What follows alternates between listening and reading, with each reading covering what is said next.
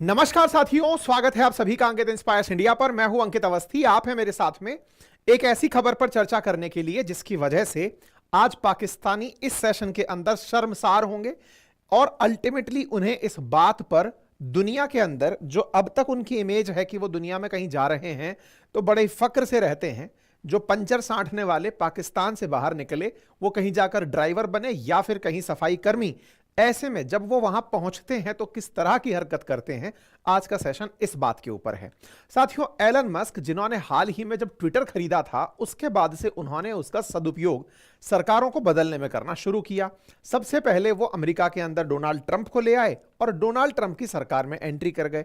अब वो जैसा जैसा ट्रंप को बता रहे हैं ट्रंप वही करते जा रहे हैं। हाल ही में उनका आशीर्वाद ट्रूडो को मिला, ट्रूडो ने इस्तीफा दे दिया। हमने इसके ऊपर आज ही सेशन भी किया है कि अमेरिका के डर से कनाडा के ट्रूडो ने पद से इस्तीफा दे दिया है। अब इनका जो स्टीयरिंग है ये मुड़ करके पहुंच गया है और पहुंच कहां गया है?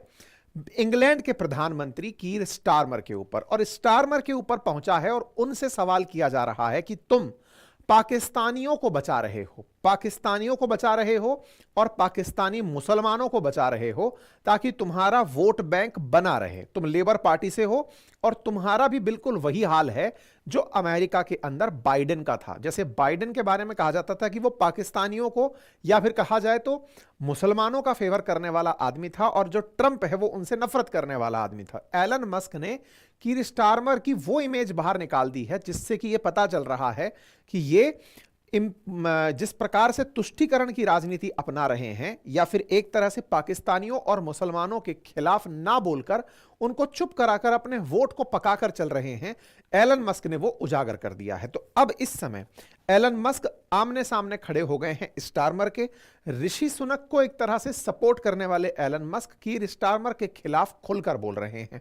इसी वजह से हेडलाइंस में कि स्टारमर की चर्चा पूरी जोर शोरों से चल रही है कि एलन मस्क कीर स्टारमर के साथ मुठभेड़ में है और इस पे ब्रिटिश पीएम ने कहा है कि एलन मस्क झूठ बोल रहे हैं, जिन चीजों पर यह आरोप लगा रहे हैं वो गलत है। अब सवाल यह है कि साहब ऐसा भी क्या है जिस पर आरोप लग रहा है? स्टारमर की कौन सी छवि को एलन मस्क खराब कर रहे हैं? तो एलन मस्क ने आरोप लगाया है कि आप रेपिस्टों को बचा रहे हैं। अब आप पूछेंगे कि एक देश के लोगों को रेपिस्ट कहना, एक धर्म के लोगों को रेपिस्ट कहना, यह कहां तक सही है? एलन मस्क इस बात को क्यों कह रहे हैं?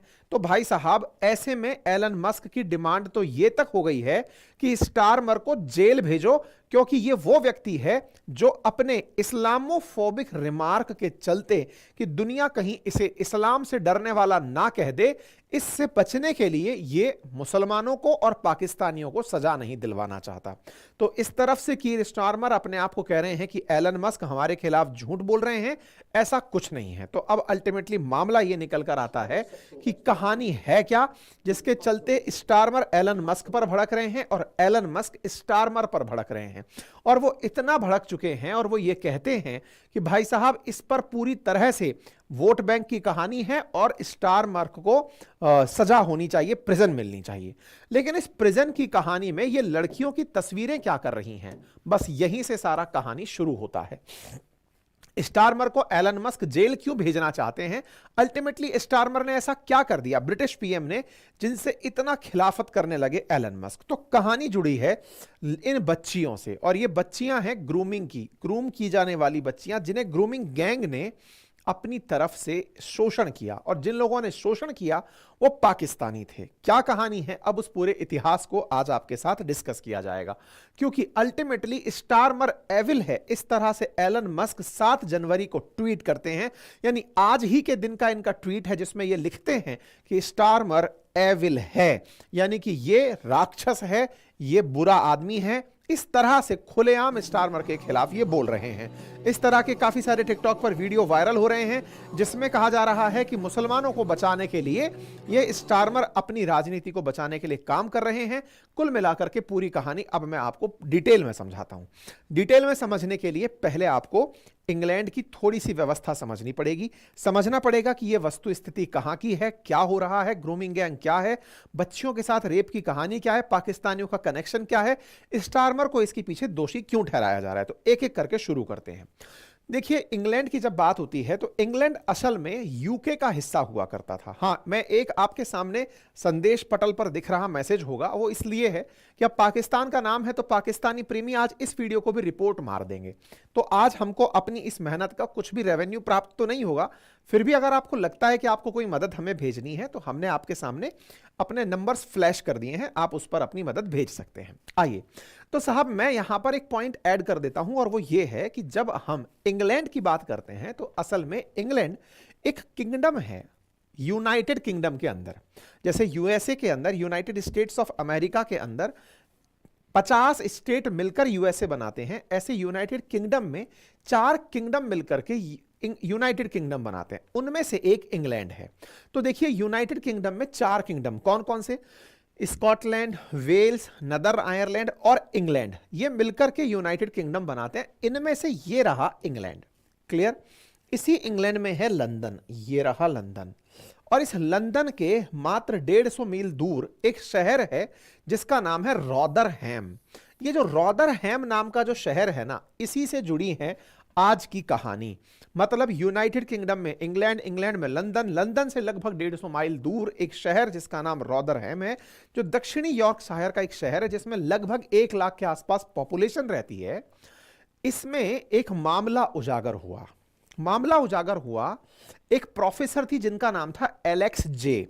उन्होंने कुछ बच्चियों से बात की तो पता चला कि इस रॉदरहैम नाम के शहर में लगभग 1400 लड़कियों के साथ, 1400 लड़कियों के साथ पाकिस्तानियों के द्वारा यौन शोषण किया गया है। पाकिस्तानी मुसलमानों के द्वारा यौन शोषण किया गया है। अब ये दोनों वर्ड जो मैं आपको बोल रहा हूं, इस वर्ड के उपयोग में ही सारी राजनीति छिपी है। जब आप मुसलमान बोलते हैं तो दुनिया में मुसलमानों के खिलाफ लोगों को इस्लामोफोबिक कहा जाता है, और इस्लामोफोबिक कोई भी प्रोग्रेसिव सोसाइटी होना नहीं चाहती। वो ये चाहती है कि उन्हें दुनिया में इस तरह माना जाए कि नहीं, ये दुनिया के वो लोग हैं जिन्हें प्रॉपर तरीके से सब समानता के साथ रखने वाले लोग हैं। तो ये जो क्या कहते हैं इसको, तुष्टीकरण की जो कहानी है वो यहीं से शुरू होती है कि एक समुदाय को आप इसलिए अपनी तरफ से मोहलत देकर चल रहे हैं क्योंकि वो अगर उसके खिलाफ अगर कुछ बोल दिया गया तो दुनिया भर में आपके प्रोग्रेसिव होने की, आपके तरक्की पसंद होने की नीयत पर सवाल खड़े कर दिए जाएंगे। तो 2014 में मामला उजागर क्या हुआ? मामला उजागर यह हुआ कि 1990 से लेकर के 2014 के बीच में ब्रिटेन के इस शहर की लगभग 1400 लड़कियों के साथ रेप हुआ। और वो जो लड़कियां थी, वो लड़कियां असल में कम उम्र की लड़कियां थी। उन लड़कियों का क्या हाल था? उन कम उम्र की लड़कियों को कुछ ड्राइवर्स के द्वारा, देखिए मैं आपको बताता हूं, पाकिस्तानी लोग बस एक बार देश से बाहर निकल जाते हैं नौकरी पाने के लिए। जैसे आप अगर दुबई जाएंगे तो 90% ड्राइवर वहां पाकिस्तानी हैं। पाकिस्तानियों को कुछ काम ना मिले तो वो ड्राइवरी, भीख मांगना, ये सब कर लेते हैं, पंचर साटना, जो मिलना है वो कर लेते हैं। ऐसे ही ब्रिटेन में भी इन्होंने कुछ ऐसे ही काम पकड़े। ब्रिटेन के अंदर बाहर, चूंकि ब्रिटेन राज किया था भारत पाकिस्तान पर, तो भारत और पाकिस्तान से गए हुए लोग ब्रिटेन की आज की पॉपुलेशन का लगभग 6% हिस्सा हैं। मतलब आप ये मानकर चलिए कि 35-36 लाख लोग आज भारतीय मूल के वहां रहते हैं, भारतीय मूल और पाकिस्तानी मूल के वहां रहते हैं। ऐसे में जो पाकिस्तानी वहां गए वो वहां पर ड्राइविंग का काम या फिर हाउस हेल्प का काम, प्लम्बिंग का काम, ऐसे काम पकड़ लिए। ये लोग जिन घरों में पैसे वाले लोग थे वहां जाकर के बच्चियों के साथ व्यवहार बनाए, छोटी बच्चियों को लालच में फंसाए, उन्हें जबरदस्ती का अफेक्शन दिखाया और उस अफेक्शन में फंसाकर उन बच्चियों का फिर धीरे धीरे यौन शोषण किया, उन्हें ड्रग अब्यूज किया और उन्हें ड्रग की आदत डाल करके फिर उनके साथ सामूहिक बलात्कार किया। उनका इस तरह शोषण हुआ कि उन बच्चियों के साथ जो दुर्घटनाएं हुई, आज उन पर ना जाने कितनी ही किताबें लिखी जा चुकी हैं, कितनी ही स्टोरियां उनके ऊपर की जा चुकी हैं। ये जो मैडम हैं जिनके द्वारा इस पूरी कहानी पर किताब लिखी गई हैं, इनके द्वारा ही जब ये बात बाहर निकाली गई तब दुनिया इस मामले में बहुत ज्यादा चौंकी। अब आप कहेंगे इन मैडम ने 2014 में ये बात लिखी, मामला बता रहे हो 1990 से लेकर के, 1990 से लेकर के 2014 के बीच में क्या हुआ? क्या ये मामले कभी दर्ज नहीं हुए? क्या हुए, बच्चियों ने जाके पुलिस स्टेशंस में इन मामलों को दर्ज कराया। जब दर्ज कराया, सरकार को पता चला, अपराधियों की तलाश हुई, पता चला कि इसके पीछे पाकिस्तानी हैं और पाकिस्तानी मुसलमान हैं। तो उनके खिलाफ एक्शन लेने के लिए उस समय की सरकार, जो लेबर पार्टी की सरकार हुआ करती थी, जो कीर स्टारमर जिस पार्टी से हैं उनकी सरकार हुआ करती थी उस टाइम में, उनकी सरकार ने उनके खिलाफ एक्शन लेने में कोताही बरती। यह कहा कि अगर हमने इनके खिलाफ एक्शन लिया तो फिर मुस्लिम जगत नाराज हो जाएगा, या फिर पाकिस्तानियों के खिलाफ यह भावना जाएगी कि हम इनको गलत तरीके से ट्रीट कर रहे हैं, समानता का भाव नहीं दे रहे हैं। बस इस बारे में आज तक, उसके बाद जो कंजर्वेटिव पार्टीज आई शासन में, ऋषि सुनक जैसी जो पार्टियां आई, ऋषि सुनक जब पीएम बने, तो इन सभी पार्टियों ने इस मसले को खूब जोर शोरों से उठाया कि उस दौरान जब आपके सामने इतने लोगों की शिकायतें आई थी तो आपने कुछ क्यों नहीं किया। तो आज भी जो कीर स्टारमर हैं, ये उस समय पर सरकारी सबसे बड़े वकील थे उस समय की पार्टी के, जिस समय ये यौन शोषण हो रहे थे, बच्चियां अपनी रिपोर्ट्स दर्ज करा रही थी। इन्होंने किसी को भी उस दौरान सजा नहीं दिलवाई, क्योंकि पाकिस्तान और इस्लाम के खिलाफ ये अपनी पार्टी की गलत इमेज नहीं जाने देना चाहते थे। गलत इमेज जैसे बाइडेन अपने देश में प्रवासियों को इसलिए आने देना चाहते हैं ताकि उनके पास अपनी जो इमेज सेक्युलर की है वो बचाए रखने का लाभ रहे, बिल्कुल वैसे ही कीर स्टारमर की जो पार्टी है वो अपनी इमेज को बचाए रखने के लिए, लेबर पार्टी, कि हम मुसलमान हितैषी हैं और हम इस तरह से इन लोगों के साथ में रहना चाहते हैं। इसी बात को लेकर के इन मैडम ने, एलेक्स जे ने जो अपनी रिपोर्ट लिखी, उसमें यह कहा कि इस समय की सरकार ने अपने आप को नस्लवादी होने से बचाने के लिए, कि कोई उन्हें यह ना कह दे कि ये रेसिस्ट हैं, ये मतलब इस तरह से इस्लामोफोब को, मतलब फोबिया को बढ़ावा दे रहे हैं, इस कारण से इन्होंने इस मसले को नहीं उठाया। जब नहीं उठाया तो भाई इस मामले को कोई तो उठाएगा। तो देखिए उस समय जब 2014 में यह बात निकल कर आई इन मैडम एलेक्स जे की मदद से कि भाई 20 साल में इतनी बच्चियों के साथ इतनी चीजें रिपोर्टेड हैं, आपने कुछ क्यों नहीं किया, तो यह बात उठना शुरू हुई कि भाई ब्रिटिश पुलिस ने अल्टीमेटली पाकिस्तानी गैंग्स को, जिन्होंने बच्चियों के साथ ऐसा किया, उनको राजनीतिक रूप से सही होने के चलते क्यों दोषी नहीं ठहराया। मैं आपको बता दूं कि आज यूके में अगर 7 करोड़ के आसपास पॉपुलेशन है, तो वहां पर 3.4 मिलियन तो ईयू बॉर्न आउटसाइडर्स हैं और 8 million non EU born residents हैं जो रहते हैं। यहां पर इंग्लैंड और वेल्स के अंदर अराउंड 11.4 मिलियन लोग ऐसे हैं जो नॉन यूके बॉर्न है, यानी कि यूके के बाहर पैदा हुए हैं। उनमें से भी अगर हम बात करें तो इंडियंस लगभग 20 लाख हैं और पाकिस्तानी लगभग 16 लाख हैं जो यहां रहते हैं, और इनके द्वारा जो कुल पॉपुलेशन में हिस्सा बनाया जाता है वो 5.4% के आसपास बनाया जाता है। इन्होंने यूके में जो किया पाकिस्तानियों ने, वो बहुत ही शर्मसार करने वाला है, क्योंकि ये खुद एथनिक माइनॉरिटी होकर के वहां के लोगों के खिलाफ इस तरह की जो नफरत कर रहे थे, वो कुछ भारत के अंदर हो रहे लव जिहाद के समान थी। कहते हैं कि जिहाद के अंदर अगर किसी की जान चली जाती है तो 72 हूरें मिलती हैं, तो इनकी थॉट प्रोसेस में था कि हम तो ऑलरेडी इंग्लैंड में ही हैं, यहां तो हूरों का ही देश है क्योंकि ये गोरों का देश है, और इस तरह से इन्होंने इस तरह की हरकतों को अंजाम दिया। कुल मिलाकर के इनके द्वारा जो दुर्घटनाएं उस दौरान की गई, बाद की सरकारों के द्वारा उसे ढकने का बहुत ज्यादा राजनीतिक मूल मुद्दा बना।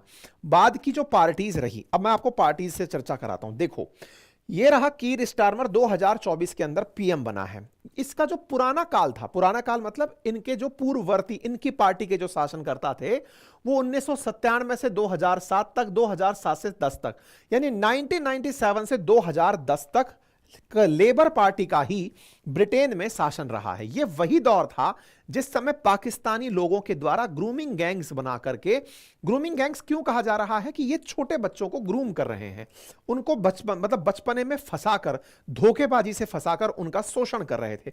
आप जानकर आश्चर्य करेंगे, लगभग लाखों, 1.5 लाख के आसपास ऐसे मामले हैं जिसमें यौन हिंसा की बात है। उसमें से एक बड़ा प्रतिशत, लगभग 37% के आसपास डेटा इंटरनेट पर, क्योंकि सब जगह अलग अलग प्रकार की रिपोर्टिंग है, उसमें ग्रूमिंग गैंग्स का ही इसमें यौन हिंसा के अंदर या फिर इस तरह की हिंसा के अंदर कंट्रीब्यूशन बताया जा रहा है। ठीक है, तो अब आप देखिए, फिर आप सवाल करेंगे कि ऋषि सुनक जब पीएम रहे, इन्होंने क्या किया।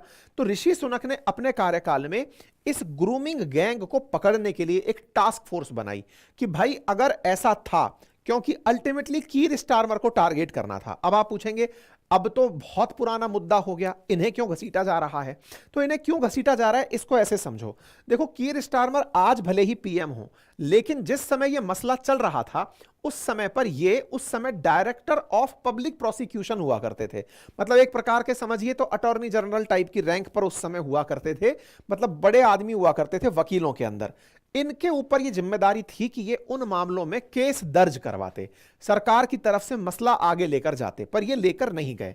लोगों के नाम उजागर हुए तो सरकार पीछे चली गई, सरकार ने कोई सख्त फैसले नहीं लिए और इन लोगों के खिलाफ चेहरे बाहर आने के बावजूद भी इन्हें यहां से बाहर नहीं निकाला। ऋषि सुनक जब पीएम बने तो उन्होंने इस काम के लिए कि राजनीतिक रूप से सही होने के लिए तुष्टीकरण जो अपनाने का काम किया, उस समय की लेबर पार्टी ने, ऋषि सुनक ने अपनी सरकार बनने के बाद इनके खिलाफ एक्शन लिया और एक्शन लेते समय उन्होंने एक टास्क फोर्स गठित की जो कि ऐसे ऑफिसर्स से बनी थी जो कि चाइल्ड अब्यूज से पीड़ित जो लोग हैं उनकी ही मदद करती, या फिर चाइल्ड अब्यूज से जो पीड़ित हैं, चाइल्ड अब्यूज हो चुके हैं, उनके साथ बातचीत करने में जो महारत हासिल की थी, ऐसे लोगों की टीम बनाई, साथ में मैंडेटरी रिपोर्टिंग करी और तमाम प्रकार के इन्होंने प्रयास शुरू कर दिए जब ऋषि सुनक पीएम बने। लेकिन नस्लवाद के डर से अपराधियों को बचाने का जो स्टारमर का प्रयास था या उनकी पार्टी का प्रयास था, वो हाल ही में फिर से उजागर हो गया जब यह हुआ कि जब ऋषि सुनक या सुलेवा ब्रेवरमैन की सरकार चली गई, तब इन लोगों ने उन जांचों को ठंडे बस्ते में डाल दिया। मैं आपको बताऊं कि सुलेवा ब्रेवरमैन जो कि ब्रिटेन के अंदर थी, ब्रिटिश पार्लियामेंट के अंदर ऋषि सुनक की पार्टी की एक बड़ी नेता थी, इन्होंने तो खुलेआम कहा था कि भाई ये पूरा की पूरा मामला पाकिस्तानियों के द्वारा किया गया है, पाकिस्तानी ग्रूमिंग क्लेम्स जो हैं यही थे सारे के सारे, और इन्हीं को दोषी ठहराया था। लेकिन सरकार बदली, सरकार बदलते ही जो टास्क फोर्स ने जितने लोग गिरफ्तार किए थे, 32 लोग दोषी ठहराए गए, उतने सारे लोगों में से उन सबको तुरंत मामले के अंदर स्टारमर की पार्टी ने बचा दिया। तो लेबर पार्टी ने तुरंत इस मामले को, अपनी इंक्वायरी को बंद करवा दिया। 2 जनवरी 2025 की खबर है, Labour reject call for Oldham grooming gang inquiry, और ये इससे किनारा कर गए। तो मतलब सोचने की बात यह है कि ऋषि सुनक या उस समय की सरकार ने या इतनी सारी रिपोर्टिंग्स ने, जिनके बारे में बच्चों के क्लेम्स हैं, किताबों में जानकारी हैं, उनके द्वारा उठाए गए जितने भी मामले थे, उन मामलों को जैसे ही नए पीएम बने उन्होंने उन मामलों को फिर से ठंडे बस्ते में डाल दिया। बस इनका ठंडे बस्ते में डालना हुआ और उधर की तरफ से एलन मस्क का भड़कना हुआ कि यार गजब आदमी हो, बच्चियों के साथ इतना गलत हुआ और तुम कुछ बोल नहीं पाए, इसका मतलब दाल में ही काला है, तुम कहीं ना कहीं वोट बैंक की राजनीति कर रहे हो। यानी जैसा हाल ट्रूडो को हुआ था वैसा ही हाल तुम्हारा भी होगा स्टारमर, क्योंकि ट्रूडो सिखों को बचाने के लिए, जो खालिस्तान की मांग कर रहे थे, उनको बचाने के लिए गलत राजनीति कर रहे थे, भारत के सिखों में और कनाडा के सिखों में रिफ्ट पैदा कर रहे थे, भारत की जो सिख कम्युनिटी इतनी नेशनलिस्ट है उसको भारत के खिलाफ भड़काने का प्रयास कर रहे थे। तो ट्रूडो को जाना पड़ा। और ऐसे ही स्टारमर, तुम मुसलमानों को बचा रहे हो, क्यों बचा रहे हो? क्योंकि तुम्हारी इमेज खराब ना जाए, तुम्हारा वोट बैंक ना बिगड़े। बस इसी के ऊपर एलन मस्क भड़क गए और एलन मस्क ने इस बात को लिख करके ही कहा कि क्या ये अभी भी हो रहा है, और ऐसे में स्टारमर पर इन्होंने तमाम प्रकार के प्रश्न खड़े करते हुए कहा कि यह आदमी ही राक्षस है, ये एविल है, और इससे अब यूके के लोग कैसे निपटते हैं, इसके लिए एलन मस्क का ट्वीट अपने आप में बहुत मायने रखता है। तो एलन मस्क मायने रखते हैं या नहीं, इसके बारे में तो मैं इतना कह सकता हूं कि चूंकि ट्विटर का हाल उसके हाथ में है, भाई ने एक अमेरिका की सरकार बदल दी, बाइडेन हटा दिए, दूसरी तरफ ट्रूडो हटा दिए, तो अब देखना है कि यूके के अंदर उनका क्या इंटरफेरेंस होता है। बाकी आपको इस विषय पर क्या लगता है ना, वो आप अपनी राय जरूर कमेंट बॉक्स में बताएं। मैंने आपसे पहले भी कहा है और फिर से एक बार कह रहा हूं, अगेन ये वीडियो थोड़ी ही देर के अंदर डीमोनेटाइज हो जाएगा, इसे पाकिस्तान प्रेमियों के द्वारा रिपोर्ट कर दिया जाएगा। ये वीडियो सर्वाइव नहीं करेगा। सर्वाइव से मतलब है कि इससे हमें कोई एडसेंस रेवेन्यू जनरेट नहीं होगा। इसलिए आपसे रिक्वेस्ट है, अगर आपको ठीक लगता है, क्योंकि आपको उचित लगता है कि मैं ऐसी खबरें आप तक देता रहूं, पहुंचाता रहूं, तो आप अपनी तरफ से जो भी मदद करना चाहें उसके लिए हमने नंबर आपके सामने पेश कर दिया है। इसके अलावा पढ़ने लिखने वाले लोगों के लिए हमारी तरफ से हमारे कोर्सेज उपलब्ध हैं। हमारे एप्लीकेशन अपनी पाठशाला पर स्टॉक मार्केट के कोर्सेज उपलब्ध हैं, जिसमें हम कैंडलस्टिक पैटर्न सिखा रहे हैं, जिसमें हम मोरो बोजू जैसे तमाम चीज़ें सिखा रहे हैं, single candlestick, multiple candlestick, short selling, तमाम चीज़ें सिखा रहे हैं बातें बाजार के एप्लीकेशन पर। अगर आप उसे ज्वाइन करना चाहें उसका भी लिंक कमेंट बॉक्स में दिया गया है, ठीक है। साथ ही साथ में हमारे रिकॉर्डेड बैचेस उपलब्ध हैं आरएएस फाउंडेशन के लिए, और जीएस फाउंडेशन की हमारी बुक्स उपलब्ध हैं जिन्हें आप एक्सेस कर सकते हैं, घर पर मंगा सकते हैं। Thank you.